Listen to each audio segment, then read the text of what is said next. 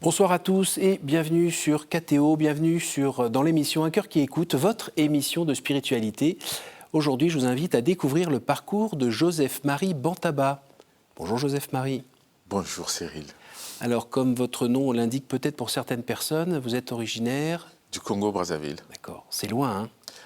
Oh, c'est loin géographiquement, mais très près du cœur. C'est beau ça.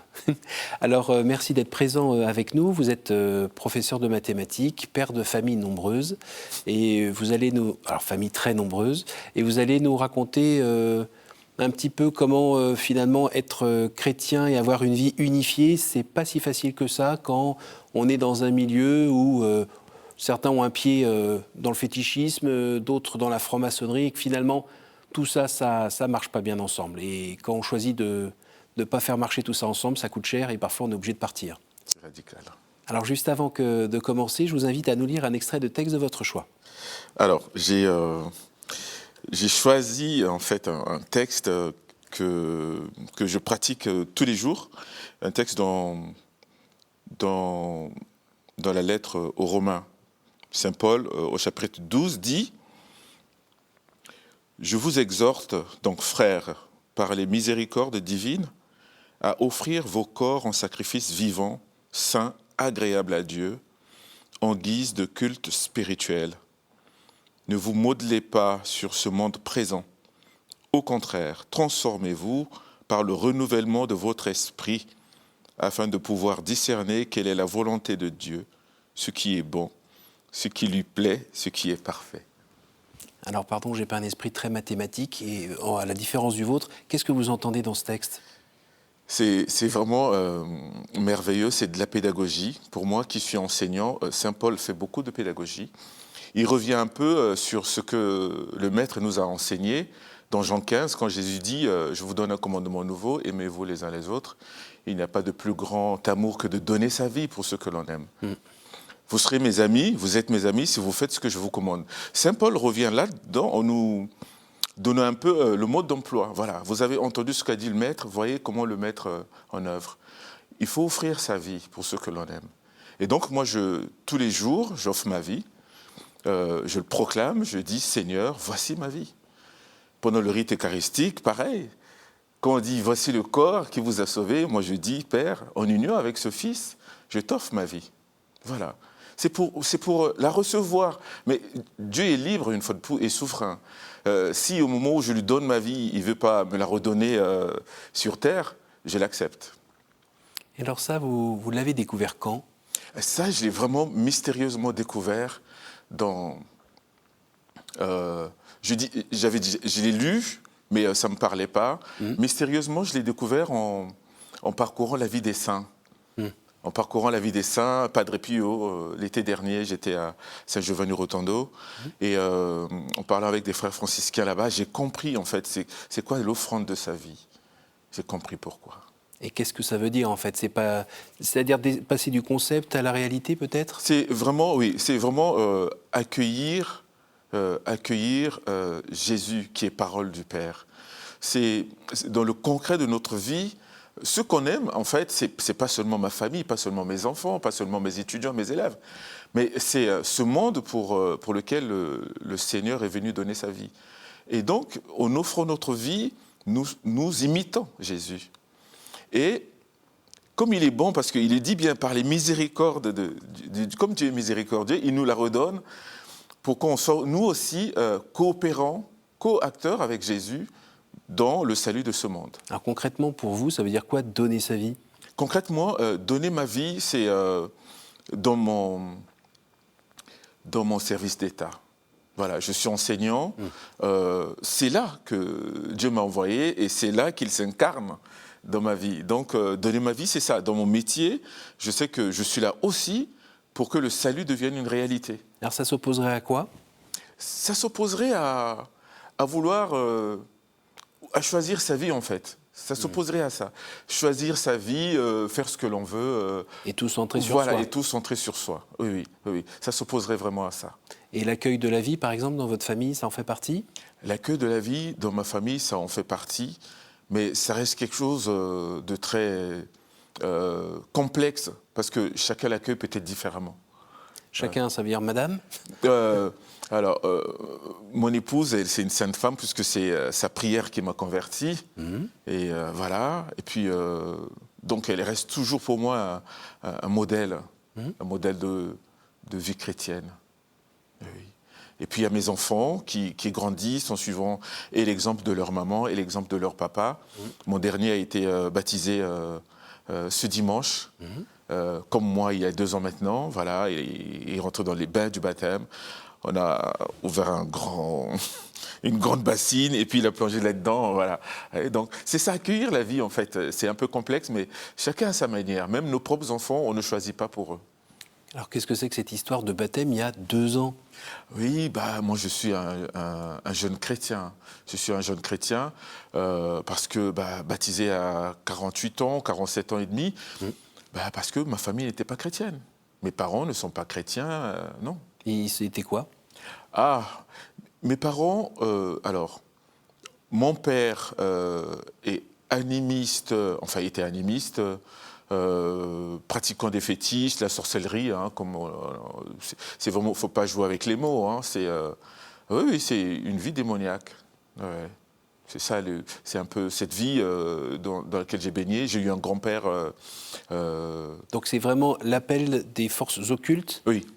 Et c'est pas juste de la poésie, c'est pas de l'imagination. Ah non. Ce sont des réalités dont vous avez été le témoin. Oui, ce sont des réalités qui ont leur puissance destructrice, qui est réelle, qui agissent, et avec des rites, des rituels, d'initiation que l'on suit, et on voit dès le début que finalement, il y a une frontière entre ce monde-là, qui est un monde ténébreux, et l'autre monde des bisounours qui ont l'impression qu'il ne se passe rien d'autre autour d'eux. Oui. Donc les bisounours, il y en a pas mal ici en France métropolitaine. C'est vrai, en arrivant ici, lorsque j'entends, vraiment c'est au désarroi hein, d'entendre que le diable ou le démon n'existe pas. Non, c'est un symbole, c'est une vue de l'esprit, enfin c'est pas... C'était presque choquant alors que j'étais même pas chrétien. D'accord. Oui. Ça m'avait déjà choqué d'entendre ça, que les démons n'existent pas, le diable n'existe pas. Si, c'est réel, c'est vraiment du concret. Vous avez vécu des choses un peu traumatisantes Oui. Moi, j'ai vécu une expérience mais traumatisante parce que je pense que Jésus m'avait déjà choisi dans cette période-là. Mon papa décède en 93. Oui. Et après le décès de mon papa, tout naturellement, j'ai occupé sa chambre. Il y avait un bureau et c'est l'année que je faisais mon bac. Et donc, unanimement, puisque j'étais un peu le chouchou de mon papa, c'est moi qui m'occupais de sa chambre. Papa et maman étaient un peu malades. Oui. Et donc, voilà, j'ai occupé sa chambre. Et j'ai passé des nuits difficiles avec des combats. Et souvent, c'est la famille qui me racontait ce qui s'est passé. Je criais, je me suis même blessé. Donc, il y a quelque chose de vrai. Je me suis blessé dans la nuit. Quand je me suis réveillé, j'ai une cicatrice là, qu'on ne voit pas beaucoup, mais ça c'était du concret, j'avais du sang qui coulait parce que j'ai heurté ma tête sur le coin du bureau. J'étais dans un combat, je pense que dans un combat mystérieux. Et votre grand-père aussi a farfouillé un peu là-dedans? Oh là là, mon grand-père c'est l'initiateur de tout ça. Mon grand-père c'était un homme, j'ai une photo de mon grand-père. Si je vous montre la photo, vous aurez même du mal à le fixer dans les yeux. C'est ce qu'on appelle un sorcier? Oui, c'était vraiment un sorcier. Oui.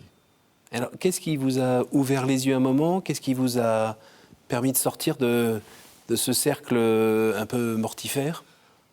Alors, il y a eu 2 choses. Comme je dis, peut-être que pour Jésus, il voulait me sortir de là. Donc, je pense que de mes propres moyens, ce n'était pas possible. Donc, déjà... Vous vous sentiez lié? J'étais lié. J'étais très lié et même encouragé. Tout le monde c'est-à-dire que dans ma famille, on me disait déjà l'héritier de tout ça. C'est l'héritier naturel de tout ça. L'héritier naturel de tout ça. Parce que, je ne sais pas, j'avais un esprit... j'étais un enfant avec un esprit déjà très vif. Très vif et peut-être que pour eux, c'était l'idéal. Limite la réincarnation du grand-père ou quand même pas? Ah si, tout à fait. Limite la réincarnation du grand-père, puisque mon père a tout fait pour que je rencontre mon grand-père dans mon jeune âge. Et j'ai encore le souvenir du tête-à-tête que j'ai eu avec lui. Et il m'avait dit clairement que, tu vois, comme les gens me craignent, c'est comme ça qu'ils te craindront.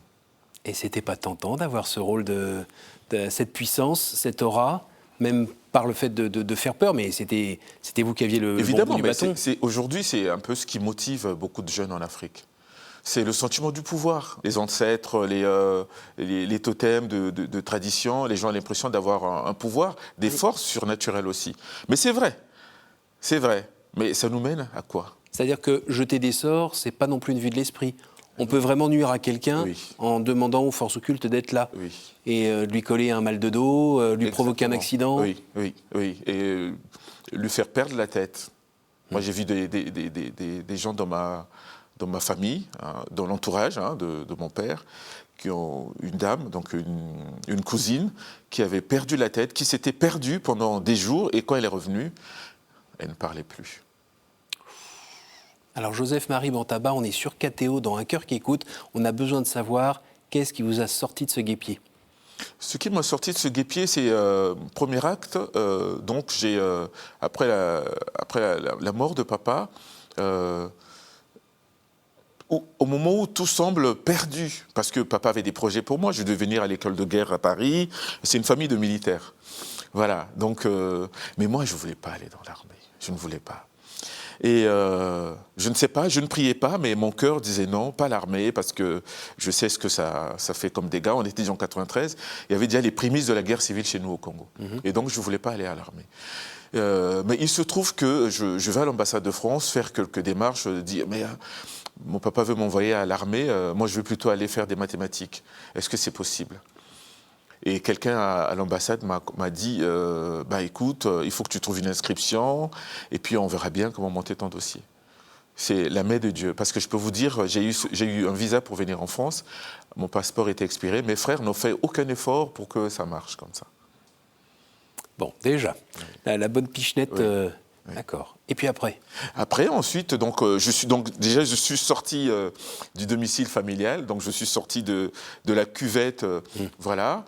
Et puis, je suis arrivé à Paris, étudiant à Paris, cité universitaire, des cours à Jussieu et à Chevaleret, donc des cours de maths. Je m'épanouis en fait. Enfin, il fait un peu froid humide en novembre. Oui, c'est difficile, mais je savoure déjà ma liberté. Je sais déjà que papa n'est pas là, mes frères ne pourront pas me contraindre de revenir. Et personne ne tire de fil à distance pour vous manipuler? À distance, c'est très difficile parce que tu fais des cauchemars quand même. D'accord. Puisque quelque part, on t'avait quand même commencé à t'initier, ils savent comment entrer en contact avec toi. D'accord. Donc on te rappelle quand même qu'il y a des engagements qui t'attendent, il faut que tu viennes prendre ton poste. Ah, quelle prison? Oui, dans une prison dorée. Oui, dans une prison dorée, où tu vois bien que moi j'ai un jeune frère donc c'était des jumeaux, mais il y en a un qui est mort comme ça, mystérieusement, des maladies dans la famille. En tout cas, après la mort de papa, moi je me disais qu'on était en fait sur des étables dans un marché, ils pouvaient venir se servir, il n'y avait plus de protection pour nous. Voilà. Et donc, moi, je suis très angoissé, j'ai peur, je ne sais pas, j'ai vraiment besoin d'être protégé, mais je sais que la protection ne peut pas être ni dans la magie, ni dans la sorcellerie. Non, je sais qu'il y a une lumière quelque part dans mon jeune âge. J'ai côtoyé des amis qui étaient chrétiens, donc je savais que c'était quelque chose qui était solide. On a eu des voisins qui étaient chrétiens, qui ne craignaient pas mon père. Mon père, tout le monde le craignait, sauf ces voisins-là qui étaient chrétiens, cathos, qui ne craignaient jamais mon père. Et quand il y avait un truc de travers, il venait sonner au portail, il disait à mon père ces 4 vérités. Et les gens lui disaient « Mais tu n'as pas peur de M. Bantaba ?» Et il dit non. Et donc, quelque part, ces voisins-là étaient devenus presque des modèles pour moi. Et donc, je cherchais en fait où est-ce qu'ils ont puisé leur force. Et alors, à Paris, vous avez trouvé ? À Paris, non, j'ai pas trouvé. À Paris, j'ai cherché, mais c'est une quête. J'ai fait un peu le tour des étudiants, des aumôneries chrétiennes dans les universités, ainsi de suite. Mais je me suis pas posé parce que, voilà, on a besoin d'un peu de temps pour épurer tout ça. Ben oui. Oui, ça. Et les mathématiques, c'était un terrain de jeu, un terrain de fuite Non, les mathématiques, je pense que c'était un don que le Seigneur m'avait fait pour prendre accès à lui très rapidement. Ça paraît curieux comme ça, Non. mais les mathématiques, les mathématiques, c'est quelque chose de, je sais pas, mais je peux vous Comme un dire très langage rapidement. divin? C'est un langage divin, parce que je suis allé à Saint-Pétersbourg dans un congrès quand je faisais ma maîtrise, rencontrer des mathématiciens russes, mais ils étaient, comment on dit, orthodoxes. Oui. Et ils priaient beaucoup. Et ils m'expliquaient que, en fait, eux, c'était une école de mathématiques chrétienne, mais on ne le disait jamais. Voilà, avec le nom de Jésus. Et vous, ça vous a permis de Oui. de découvrir Ah le oui, Christ? oui. Moi, vraiment, c'était lumineux. Je me suis dit, finalement, oui, donc Jésus a mis au fond de moi des mathématiques, parce que on a tout fait dans ma famille pour que je ne fasse pas des études de mathématiques. En sortant du collège, après la classe de 3e, j'ai fait une seconde littéraire. J'ai fait une seconde littéraire. Et puis, mystérieusement, un prof est venu me chercher. Il dit, non, mais c'est pas ta place, viens en première C. Donc, c'est vrai, on faisait des mathématiques. C'est là que tu vas beaucoup... Bon, j'ai galéré. Après une année en seconde littéraire, une année en première C, j'ai failli redoubler, mais je suis passé en terminale quand même. Donc, il y avait un appel quand même à rester dans les mathématiques, parce que je pense que c'est ce qui allait me permettre de découvrir la vérité. Alors, quand est-ce que vous avez rencontré le Christ? À quel moment? J'ai rencontré Jésus concrètement dans la rencontre de celle qui est devenue mon épouse. Oui, j'ai rencontré Jésus Jésus donné dans le cœur d'une chrétienne. Et ça m'intriguait de voir la force qu'elle a. On a 13 ans d'écart, mais il y avait une force de caractère, une puissance, mais comme il disait, il faut que tu te convertisses. C'est comme si, vous voyez, dans Saint-Marc, on dit souvent... c'était genre subitement, il suivait Jésus, il abandonnait tout. Voilà. Et moi, à chaque fois qu'elle me disait, il faut que tu te convertisses, mon cœur l'acceptait. Mais je n'avais pas encore les ailes pour m'envoler. Mais mon cœur l'acceptait. Il me disait, il faut que tu te convertisses, parce que sinon tu ne vas pas vieillir. Il me disait comme ça, avec ta famille, là, leurs histoires. Voilà. Il nous reste quelques minutes. Qu'est-ce que vous pourriez dire à vos compatriotes qui n'ont pas compris qu'il y a des choses qui n'allaient pas ensemble? On ne peut pas être chrétien et en même temps avoir des pratiques fétichistes. On ne peut pas non plus, même, vous parliez de franc-maçonnerie aussi, on ne peut pas vivre tout ça. Ça ne marche pas ensemble. Non, ça ne va pas ensemble. Il faut une radicalité. Moi, je donne juste mon exemple. C'est-à-dire, à la fin de mes études, j'avais la possibilité de rentrer à Brazzaville, prendre un poste de responsabilité à l'université. Peut-être aujourd'hui, je serais ministre. Ou si j'étais resté dans ma formation à l'armée, je serais peut-être colonel. Bon, mais non, parce que une fois qu'on a décidé d'accepter Jésus comme Seigneur et Maître dans sa vie, tout ça n'est plus compatible. C'est une sorte de compromis. On essaierait de te faire comprendre, ah si, mais tu as le droit d'aller à l'église, mais ne manque pas nos réunions aussi. Hein, voilà. Mais non, c'est pas compatible, parce qu'on va s'en rendre compte tout de suite. On va s'en rendre compte tout de suite que Jésus n'aura pas la première place. Non, on ne peut pas servir Jésus et Satan. C'est pas possible. C'est radical. Moi, j'ai renoncé même à l'héritage de mon père. Parce que je savais que cet héritage, on t'achetait. Je savais que cet héritage, avec les pratiques de papa, je ne comprenais pas. Papa a eu beaucoup de moyens, il achetait beaucoup de maisons. Mais en Afrique, personne n'a un salaire d'1 million. En fait, à l'époque, mon papa, je me souviens, en 93, ce bulletin de paye, c'était 200 000 francs CFA. 200 000 francs CFA, c'est 300 €. Mais quand je vois toutes les maisons qu'il a pu construire, je me dis, mais d'où ça sortait tout cet argent? Donc non, il y a quelque chose d'autre. Donc aucun regret, vous avez quitté les ténèbres pour la lumière. Oui, bien au contraire. Et souvent, en fait, ce qui pose difficulté aux jeunes chrétiens qui sont encore liés, ils ont l'impression qu'ils ne pourront pas réussir leur vie en étant seulement chrétiens. Moi, j'ai réussi ma vie. Alors après, vous restez un être humain quand même. Oui. Donc vous êtes encore vulnérable, faible, et sans le Christ, j'imagine pas grand-chose, sans vouloir vous insulter. Est-ce que de temps en temps, il y a quelque chose qui vient un peu vous titiller en disant « Ouais, mais quand même, ça, peut-être que ça aurait été pas mal, parce que là, je m'en sors pas, j'ai les factures qui arrivent là, les gamins qui grandissent. Bien sûr, bien sûr. Et madame qui veut aussi son gros bijou sur la main. C'est le combat de tous les jours. Il est toujours là, lui. Oui, il est toujours là. Le combat de tous les jours qui me rappelle, ma part d'héritage s'élevait presque à 40 000 euros. Donc, quand il y a un huissier qui vient frapper à la porte, parce que... Bonjour. Oui. Je suis vraiment content de vous voir, vous êtes mon frère. Voilà. Mon frère, mais un peu collant. Parce qu'il y a une facture d'EDF d'il y a 8 ans qu'on n'a pas payée parce qu'on était encore étudiant, ainsi de suite. Oui, on se dit, si je donne un coup de fil au pays, peut-être l'argent arrivera. Et puis tout de suite, on se souvient que c'est radical, Jésus. Voilà. Laissez les morts enterrer leurs morts. Et vous avez déjà été témoin d'un signe ou d'un acte concret de la part de l'Esprit de Jésus qui vous a sorti de pépins de cette nature fruit de votre choix, c'est-à-dire qu'en disant non, passe derrière moi Satan, le Seigneur est venu vous donner un coup de main. La providence. D'accord. Vous avez un petit exemple? Oui. Avec l'huissier, allez, s'il vous plaît. Un exemple tout simple, avec un huissier qui arrive à la maison pour saisir. Bon, nous, on a une grande télé. Il avait dit, je viendrai saisir le home cinéma. Sauf qu'à côté du home cinéma, moi, j'ai un grand tableau de Jésus miséricordieux qui est apparu à Sainte-Faustine. Donc, il arrive, il dit, je vais saisir tout ça, c'est des œuvres d'art. Et puis, il se retourne, il me dit, c'est qui? J'ai dit, c'est Jésus. C'est Jésus qui pardonne. Il est ressorti, il a dit, je dois avoir oublié un document dans ma voiture. Il n'est jamais revenu. Oh ça alors. Il n'est jamais revenu. Écoutez, je vais refaire la déco chez moi alors. Il n'est jamais revenu. Ah, c'est beau. Il n'est jamais revenu. Voilà, la providence. Oui, si. C'est beau. Oui. Jésus dit que, voilà, ne vous inquiétez de rien. Oui. Et moi, je ne m'inquiète de rien.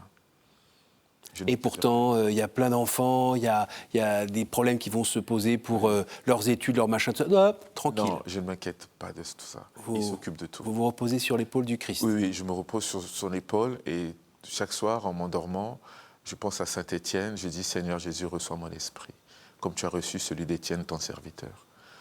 Et pour moi, tout est fait. Un mot sur votre prénom?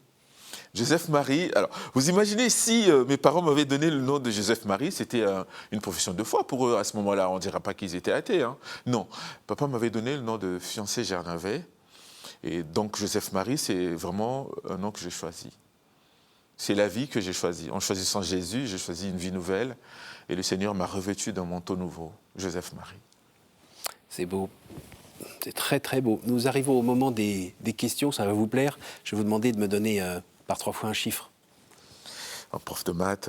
C'est vos amis, les chiffres. Oui, mais est-ce que j'ai, est-ce que j'ai un intervalle borné entre quoi et quoi? Entre 1 et 10. Ah, il faut être précis. 8. Et des chiffres entiers. Des nombres entiers. Et puis, 8, voilà. Alors.